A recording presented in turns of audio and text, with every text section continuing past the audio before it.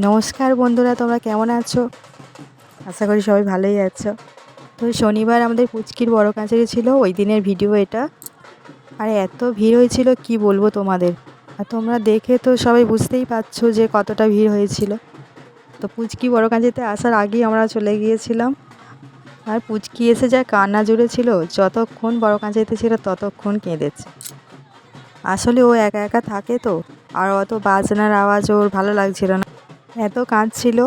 ওর একটাও ছবি তোলেনি কেউ, ওকে সামলাতেই সবাই ব্যস্ত। তো এমনিতেই বড় কাছারিতে শনি মঙ্গলবার খুব ভিড় হয়। আমরা তো আগেই চলে গেছিলাম, তখনও পুচকিরা এসে পৌঁছায়নি। সেই জন্য আমরা বলি পুজো দিয়ে আসি, আর যেতে যেতে ভিডিওটা করছিলাম। আর যাওয়ার সময় দেখলাম একজন ব্লগার ভিডিও করতে করতে যাচ্ছে, ভাবলাম আমিও একটু ভিডিওটা করি। আর আমার বন্ধুদের মধ্যে কারা কারা এই যে শনিবারটা গেল, এই শনিবারে বড় কাছারি গিয়েছিলে আমাকে একটু কমেন্ট করে জানাবে।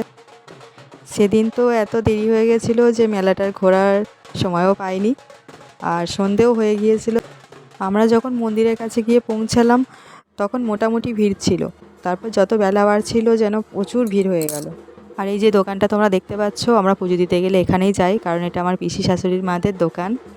আর তোমরাও সবাই এলে ওখানে যেও, নির্মাল্য ভাণ্ডার দোকানটার নাম।